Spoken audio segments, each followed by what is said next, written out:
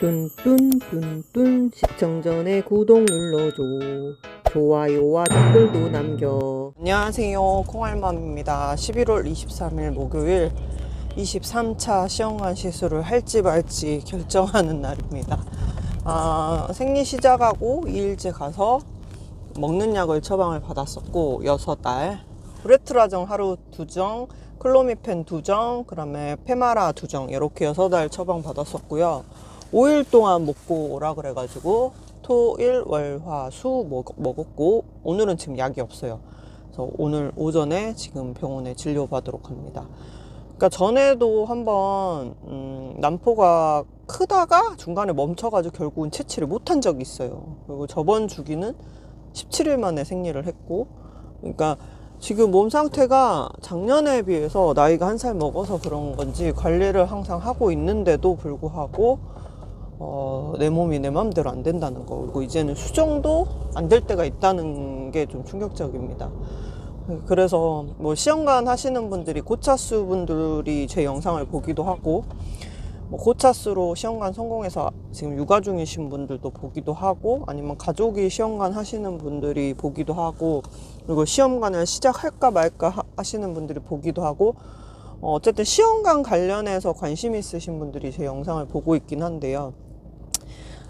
혹시라도 시험관을 생각하거나 저차수다, 몸 관리 열심히 해서 준비하시고 마냥 차수 까먹으면 안 됩니다. 몸 관리를 먼저 하고 운동도 하고 먹는 것도 단백질이나 이런 거 고루 영양소 섭취하고 여러 가지로 이제 몸도 마음도 준비가 되었을 때 빨리 시작해라. 저는 그런 말을 꼭 해주고 싶습니다. 그러니까 저는 한 1년 정도 준비를 못한 상태에서 시작했다고 해도 과언이 아니죠. 왜냐면 제가 갑상선 전절체, 림프절 4개 떼고 사실 2년간 수술하고 나서 제 몸을 하나 가누는 것도 되게 힘들었었어요.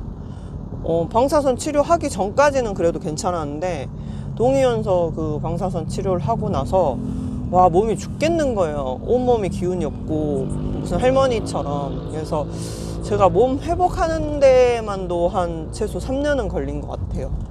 그래서 3년 차에 좀 뭔가 몸이 덜 회복된 상태에서 저는 시험관을 시작했거든요. 근데 오히려 저는 시험관을 하면서 몸이 조금 더 건강은 좋아지긴 했어요. 왜냐면 암 수술하고 한 3년간 너무 힘들었는데 오히려 그 후로 시험관을 하기 위해서 체력 관리를 해서 일단 몸이 좋아진 케이스라고 해야 되나? 근데 아직 뭐 임신이 된 건 아니지만 어쨌든 체력적으로는 올해 3월에 이제 5년 차가 돼서 암 산정 특례자가 끝났거든요. 그러니까 별 이상이 없으면 그게 끝나는 거예요. 그러니까 완치까지는 아닌데 선생님이 앞으로 20년은 관리해야 된다, 항상 관리해야 된다 말씀하셨는데, 아무튼 재발은 5년 안에는 안 했다는 거, 아무것도. 그래서 일단은 제 생각에는 시험관을 준비하시거나 저차수라면 마냥 의사 선생님이 해주는 대로 하면 무조건 임신이 되겠지 이렇게 생각하기보다는, 물론 그렇게 해서 되시는 분도 있죠. 근데 자기가 건강관리나 먹는 거 관리를 하고 시작하시는 게 저처럼 고차수까지 안 간다는 거. 그러니까 저는 시험관 한 지 벌써 이제 4년 차인데 한 1년 반 정도는 헤맸던 것 같아요. 몸 컨디션이 안 좋아서. 그리고 2년 차 됐을 때부터 몸이 컨디션이 이제 그만큼 관리를 해서 올려놓은 것 같고, 물론 이제 암 수술 전만큼의 체력은 아직 안 돼요. 왜냐면 그때보다 나이도 5살이라 더 먹었고, 일단 시험관 약 쓰면서 이제 호르몬제를 계속 투여하면서 몸이 많이 시달리기도 했고, 그래서 건강관리가 진짜 중요한 것 같고, 물론 건강관리를 한다고 해서 무조건 임신이 되는 건 아닌데, 갑자기 오늘 왜 사실은 건강에 대한 얘기를 하냐면, 아는 언니가 있는데 완전 초고도 비만이었어요. 근데 그 언니가 결혼을 했어요. 결혼할 때 한 20kg 뺐다고 들었거든요. 그래서 그래도 좀 덩치가 많이 커가지고 약간 초고도 비만이었는데, 운이 좋게도 자연 임신으로 아이가 생긴 거예요, 아들이. 그래서 지금 현재 초등학생인데 어제 이제 안 본 지 오래됐어요. 왜냐면 저기 반대쪽에 살아요. 저는 강동이고 그 언니는 인천인가 부천 쪽에 살기 때문에 자주 볼 상황은 아니어서 전화나 뭐 카톡 이런 걸로만 연락을 했는데 참 좋은 사람이었는데 자기가 그런 말을 하더라고. 내가 이제 시험관 때문에 힘들어하니까 자기도 애가 이렇게 생길지 몰랐는데 어떻게 조금 결혼 준비하면서 다이어트 좀 하고 뭐 어떻게 건강관리를 좀 했더니 아이가 생겼다. 그것도 자연 임신으로. 그러니까 자기는 고도 비만이어가지고 초고도 비만이어서 생길 줄 몰랐고 병원에서도 다 놀랬다 이런 말을 했었거든요. 그래서 그러니까 건강 얘기를 갑자기 아침부터 하는 이유는 저렇게 몸이 크고 뚱뚱하고 초고도 비만이어도 그 사람 기준에 있어서, 왜냐면 어렸을 때부터 비만이었으니까 아이를 가질 수 있구나 저는 좀 생각을 했는데 갑자기 눈물 나네.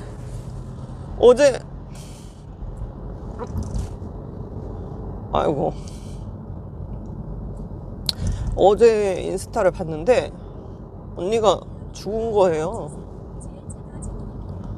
그래서 어제 좀 너무 기분이 안 좋고, 어제 밤에 봤거든요 소식을. 진짜 믿기지가 않는 거예요.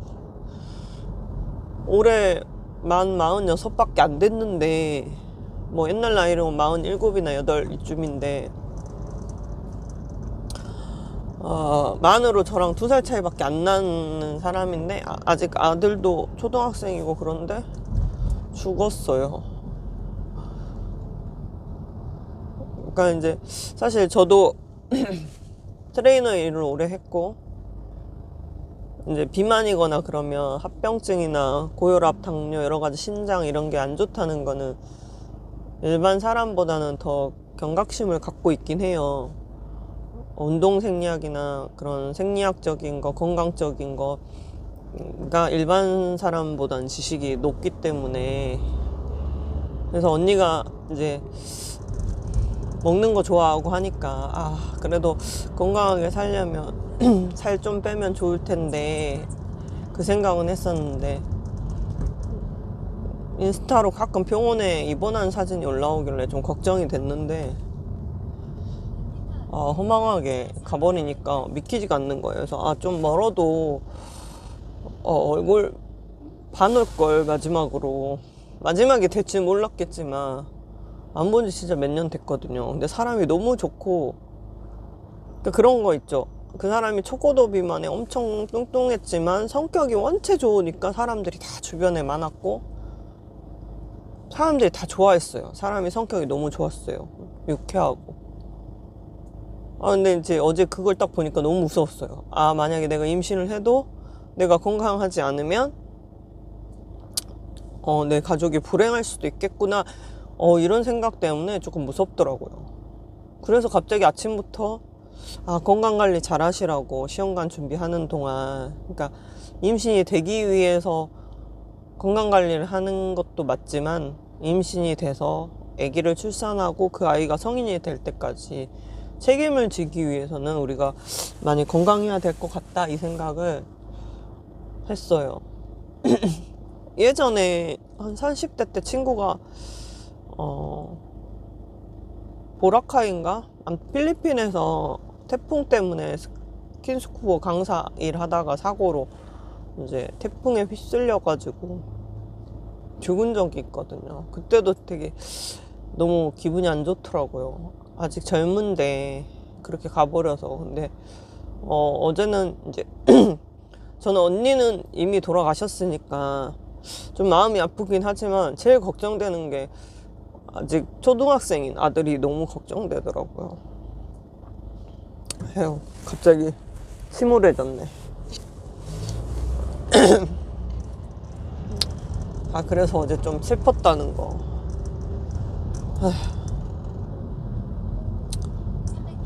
그래서 속이 상했습니다. 참 좋은 사람인데 50도 되기 전에 그래 일찍 가버리는 걸 보고 좀 많이 속이 상하네. 그거 보면서 나도 건강관리 열심히 해야겠다. 좀 살도 좀 더 빼고. 사실 지금 저도 이제 암 걸리고 나서 갑상선 호르몬이 망가지면서 살이 시합 때보다는 한 25kg, 30kg인가? 그 정도 쪘고 평상시보다는 한 18kg 정도 이상. 왜냐면 시합 시즌하고 비시즌하고 시즌 몸무게가 좀 달랐으니까. 아무튼 아유 가슴이 먹먹하네요. 갑자기 그 언니 생각하니까. 어제 좀 울다가 잤는데 또 갑자기 말하려고 하니까 갑자기 생각이 나요. 사람이 그렇더라고요. 지인이나 가까운 사람이 이렇게 돌아가시고 나면 한동안 계속 생각이 나더라고요. 전에도 20대 때 같이 개그 준비하던 어떤 이제 엔터테인먼트 사무실에 같이 소속돼 있던 동생이 있었는데 그 친구는 육종암이 걸려가지고 하늘나라 갔거든요. 근데 유튜브를 하길래 저는 좋아졌나 보다 했는데 어느 날 유튜브에 하늘나라 갔다고 동생인가가 소식을 올렸더라고요. 그러니까 젊은 나이에 이렇게 하늘나라 가시는 분들 보면 너무 마음이 아파요. 그리고 가족들이 얼마 속이 상할까. 물론 어떤 죽음이든 안 슬프지 않는 죽음은 없겠지만 그래도 오래 사시다가 뭐 80세 이상 90세 이렇게 사시다가 특별히 지병 없이 이렇게 호상으로 가시는 분들도 있잖아요. 근데 아직 반평생 조금 산 것 같은데 가버려서 너무 마음이 아프네요. 아무튼 저는 오늘 23차 처음 초음파 보러 가는 거예요. 저번엔 초음파를 안 보고, 왜냐면 저는 생리 시작할 때 초반에는 난포가 사이즈도 작고 잘 안 보여서 한 생리 시작하고 5일은 지나야지 난포가 좀 보이기 시작하거든요. 그래서 일단 오늘 약을 어제까지 먹고 오늘 초음파를 봐서 난포가 보이면 23차가 진행되는 거거든요.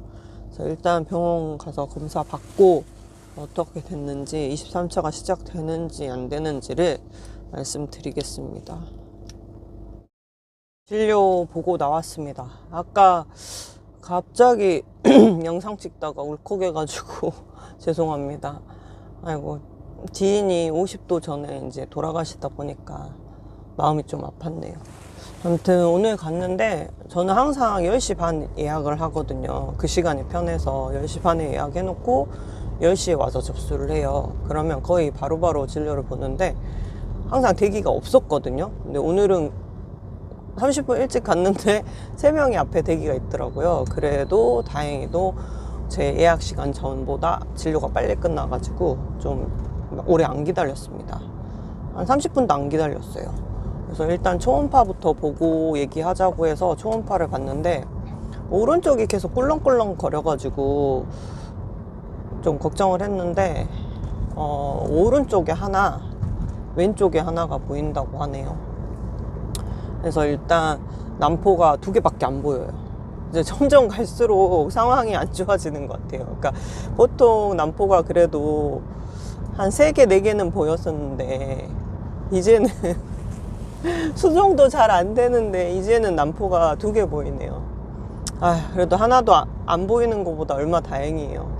그래서 먹는 약을 5일 썼는데도 불구하고 난포가 오른쪽 하나, 왼쪽 하나가 지금 보이고 있고 진짜 2개가 무사하게 다 처치돼서 하나라도 수정이 됐으면 좋겠습니다. 이제 욕심이 점점 내려져서 하나만 수정되라. 왜냐면 수정 자체가 요즘은 잘 안 되니까 막 걱정이 많은 거죠. 그래서 일단 난포가 5개였으면 좋겠다 항상 마음은 그런데 오늘 갔더니 난포가 2개라는 거예요. 그러니까 약을 썼는데도 이렇게 적은 거는 지금까지 시험관 하면서 처음인 것 같아요. 개수가 많이 보였는데 중간에 중단된 적은 있는데 애초에 개수가 2개밖에 안 보인 적은 또 처음이라 참 당황스럽네요.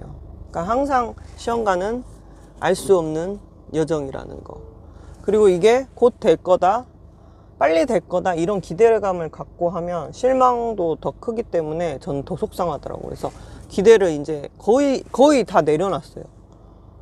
진짜 2개 보이는데 2개가 잘 자라서 채취가 다 돼서 하나라도 수정이 됐으면 좋겠다. 이게 이제 현실적인 거고, 저는 현실은 빨리 받아들이는 편인데 이렇게 안 좋은 상황에서도 40대 난임으로 성공할 수 있는 확률이 사실 10% 미만이잖아요. 뭐 한 3, 4%라 그랬나?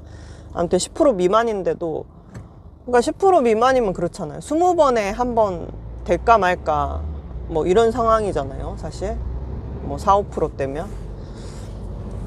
근데도 그걸 알면서도 해야 되는 지금 상황이 사실 제 성격상 진짜 안 맞거든요. 근데 또 제가 그런 게 있어요.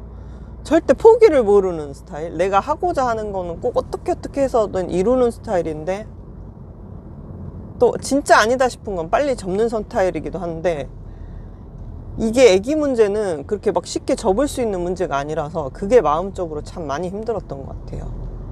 그리고 계획을 맨날 짜고 메모하고 알람을 막 수십 개 맞추는 그런 스타일의 사람인데, 예측한 대로 한 번도 흘러간 적이 없기 때문에 마음을 더 내려놔야지 이게 신간이 편한데 참 어려운 일이에요. 그래서 저는 느낀 게 시험관을 하면서 내 성격을 많이 고쳤다고 생각이 들어요. 성격도 무지급하고 계획에서 어긋나면 좀 짜증도 나고 화도 날 때도 있었지만, 이제 그 모든 것들이 화를 내도 소용이 없고 울어도 소용이 없고 뭘 해도 소용이 없기 때문에 빨리 마음 추스리고 다음을 준비하는 게 내 정신건강상 좋기 때문에 그런 훈련을 계속 지금 4년째 하고 있는 것 같아요. 그래서 예전에 비하면 진짜 화도 많이 안 내는 편이고 많이 참게 돼요. 왜? 화를 내고 나면 시원한 게 아니라 사실 기분이 엄청 언짢거든요. 오래가 듣거든요. 그 느낌이, 기분 안 좋은 느낌이. 그래서 그런 것들을 최대한 배제하려고 하는데도 불구하고 공황 증상이 오는 거예요. 그런 게 너무 참아서 공황이 오나 이런 생각도 들어.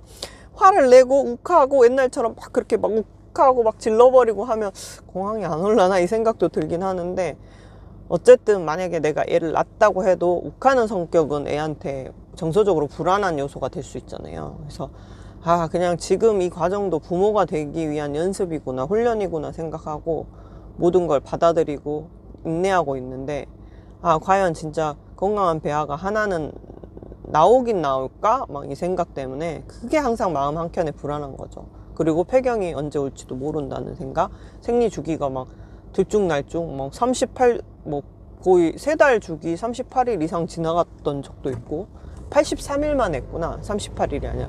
83일 만에 생리를 한 적도 있고, 갑자기 늦어서 또 17일 만에 생리를 하질 않나. 정말 진짜 황당한 상황인 거예요. 지금 저는. 아무튼 요번에 이제 난포가 2개 보이고, 선생님이 요번엔 약을 많이는 안 쓸 거라고 하시더라고요. 그래서 225를 처방을 받았고, 처음 쓰는 약을 처방을 받았습니다. 그러니까 하루에 브레트라정 먹던 대로 2알씩 먹으라 그랬고, 5일 먹고 오라 그랬고, 주사도 보통은 주사를 진료 보고 맞으라고 하거든요. 근데 요번에는 맞고 진료를 보러 오라고 하더라고요. 그 이유는 모르겠어요. 그래서 주사실에서도 원래는 와서 그러니까 초음파 보고 처방을 하는데 맞고 오라고 했으니까 일단 그거를 맞았다는 얘기를 꼭 간호사한테 말씀을 하라고 그러더라고요. 그래서 아무튼 벤폴라 225를 5일분을 처방을 받았습니다. 브레트라정 5일분하고 MC톨디랑 바이오지니나액은 계속 먹는 거고, 그리고 페마라정이 이틀분이 남았거든요. 그래서 남아있는 이틀분도 먹으라고 하더라고요. 그래서 오늘 내일은 페마라정도 2알씩 먹는 거고, 이제 모레부터는 페마라 빼고 벤폴라 225하고 브레트라정을 먹습니다. 진짜 쉬운 게 없네요. 그냥 뭔가 무겁네요. 23차를 시작하긴 했습니다. 오늘 지원 통지서도 냈고.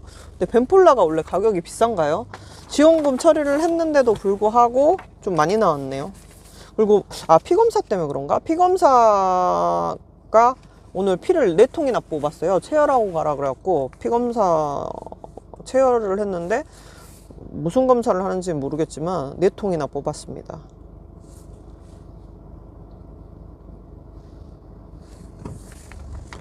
오늘 진료비 약값 다 해서 40만 원대가 나온 거예요. 근데 지원금 처리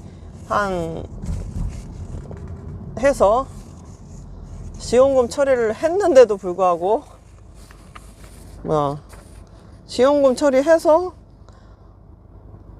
25만 4,400원 정도 나온 것 같아요. 40만 원대 나왔는데 지원금 처리를 해서도 와, 많이 나왔네요. 봐도 모르겠어. 그냥 알아서 지원금 처리해주겠지 하고 하는 거지. 근데 아무튼 원래는 뭐 저는 이제 지금 건강보험이 안 되니까요. 오늘 약값하고 진료비에서 한 40만 원 돈인데 지원금 처리를 하고 남은 금액 25만 4,400원을 결제하고 왔습니다. 벤폴라가 비싼 건가? 아니면 피검사가 좀 4통이나 뽑아서 여러 가지 피검사 하느라고 가격이 올라간 건가? 그건 잘 모르겠어요. 다음 진료 때 계산할 때 봐봐야겠어. 정말 후덜덜합니다, 진짜. 건강보험 차수 안에 모든 난임 부부들, 시험관 하시는 분들 빨리 되시길. 저처럼 제발 이렇게 보험 끝날 때까지 안 가시길 진짜 기원합니다. 정말 경제적으로 후덜덜해서 진짜 이거는 정말 정신적으로 이게 안 되는 게 이제 속상한 게 아니라 안 됐는데 다음 차수에 돈이 얼마나 들지 현실적인 고민을 하는 거예요. 내가 너무 T스러운가? 저는 근데 F예요. F인데 SF. S가 보통 현실적이라고 하잖아요. 그리고 N이 약간 몽상가 뭐 이상주의라고 하잖아요. 근데 F 감성적인 부분보다 S가 더 강하게 작용을 하는 건지 뭔지 모르겠지만 전 현실적인 고민부터 하게 되거든요. 그러니까 안 되는 거에 대해서는 당연히 내 나이니까 내 나이에 뭐 4% 확률이라면 그만큼 10번 중에 한 번 나올까 말까고 20번 중에 한 번 정도 될까 말까인데 그건 당연한 거라고 보거든요. 저는 당연하다. 그러니까 당연하진 않지만 바람은 빨리 됐으면 좋겠죠. 근데 나이가 있으니까 배아가 건강한 게 나오기 힘들잖아요. 제 컨디션만 있는 것도 아니고 남편 컨디션도 있고 하니까. 그래서 근데 현실적인 거는 해결이 잘 안 되니까 어쨌든 내가 벌어서 다 갚아야 되는 돈이니까 진짜 돈적인 것 때문에 진짜 막막합니다. 빨리 안 하면 이미 한 3천만 원 이상 쓴 것 같은데 진짜 한 1억 써야지 되는 건가 막 무서운 거예요. 그럴 돈도 없는데 이제 능력도 없는데 옛날만큼 돈을 잘 벌지도 않는데 예전에야 돈을 잘 벌 때는 뭐 벌어서 갚으면 되지 뭐 이랬는데 요즘 돈을 너무 못 버니까 진짜 30대 시작한 이후로 이렇게 돈을 못 벌어본 적이 처음이거든요, 사실. 진짜 최악입니다, 최악. 진짜로. 그래서 아무튼 뭐 어떻게 되겠지 하면서도 진짜 미치겠는 거 있죠. 아무튼 오늘 남편은 2개 보였고 벤폴라를 처방받았고 다음 진료는 원래는 화요일날 오라고 했는데 이게 뭐 차가 이상이 있어가지고 리콜 서비스를 한번 받았는데 또 뭐가 이상이 있나 봐요. 그래서 무상 교체를 해준다고 하는 거예요. 이제 화요일날 차를 입고를 시켜야 돼요. 근데 그게 뭐 아예 오래 걸리는 건가 봐요. 엔진을 내려야 되는 건지 뭔지 모르겠는데 하루 종일 걸린대요. 그래서 조금이라도 차를 빨리 찾으시려면 월요일날 오후에라도 입고를 해주시라고 하더라고요. 그래서 화요일날은 제가 차가 없는 거예요. 근데 차가 없이 병원을 오면 좀 불편하더라고요. 저는 바로 집 앞에서 버스가 있는 것도 아니고 한참 걸어가서 버스를 타야 되는 상황이라서 좀 불편할 것 같아서 선생님한테 혹시 월요일날 와도 되냐 하니까 월요일날 와도 상관없다. 근데 이제 월요일날 오면 초음파를 한 번 더 봐야 될 수도 있을까봐 그런 거다. 그러니까 근데 제가 화요일날 좀 차가 없어가지고 좀 불편할 것 같아서 그럼 월요일날 와라. 그래서 월요일날 오전에 병원에 갔다가 일을 하고 이제 일 끝나고 오후에 차를 입고를 시키려고요, 서비스 센터에. 그래야지 화요일날 저녁쯤에 이제 차를 찾을 수가 있는 거죠. 그래서 일단은 다음 주 월요일날 진료를 보기로 했습니다. 그때까지 무사히 잘하고 있어야 될 텐데 걱정이네요. 그러니까 선생님 말로는 예측해보건데 뭐 예측한 게 항상 안 맞을 수도 있어요. 매번 제가 막 늦게 자랄 때도 있고 빨리 자랄 때도 있고 지멋대로니까. 그리고 요번에는 또 선생님이 새로운 약을 처방을 해주셨기 때문에 일단은 상황을 봐야 되는 거니까. 근데 예측하건데 목요일 아니면 금요일날 채취를 하지 않을까, 다음 주 목금 중에. 근데 목금이 아닐 수도 있어요. 뭐 뒤로 넘어갈 수도 있고 더 땡겨질 수도 있고 그건 진짜 모르는 거니까 이제는 그냥 기대를 안 해. 예측이 항상 빗나가기 때문에 아 뭐 이번에도 늦어질 수도 있고 빨라질 수도 있겠다 그냥 그러려니 하고 있습니다. 일단 근데 이제 새로운 약을 썼기 때문에 이게 약이 저랑 맞을지 안 맞을지 모르기 때문에 한번 기대를 해보겠습니다. 다음 영상에서 뵙겠습니다.